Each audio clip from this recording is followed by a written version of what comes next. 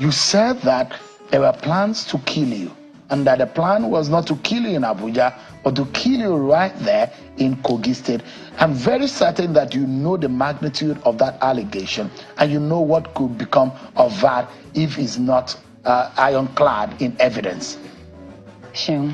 I'm glad you did affirm that I'm a lawyer.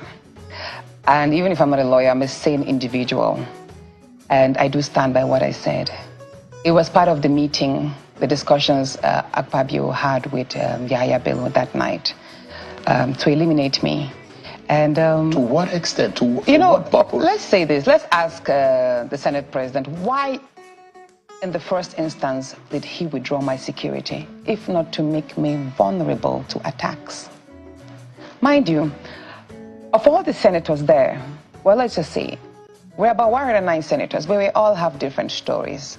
I have been a high-profile, vulnerable individual because of the nature of politics I've experienced in the year 2018, very violent and dangerous.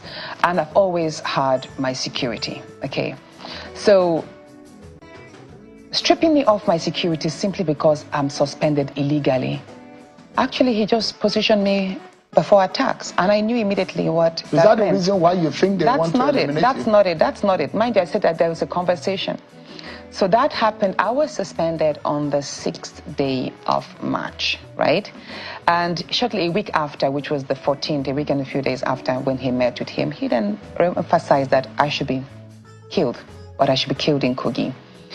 And that was one of the reasons why I did not go home on time. I delayed going home because I needed to put some measures on ground.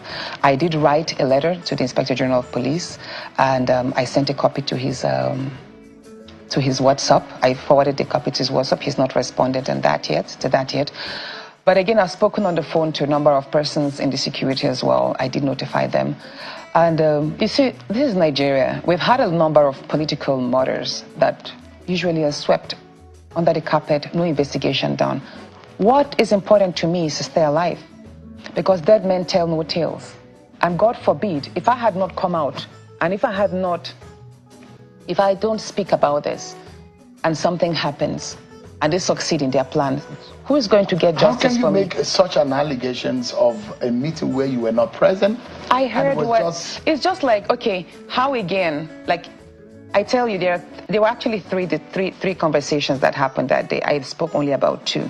The third one was quite minute, which is that they should prepare to field in someone who will, just in case I want to contest in 2027, some strong person who will clinch the ticket from me during the primaries. That's the third part of it. The first was my recall. The second was to eliminate me. The third was to put in someone who would take the ticket from me in 2027 if I want to contest.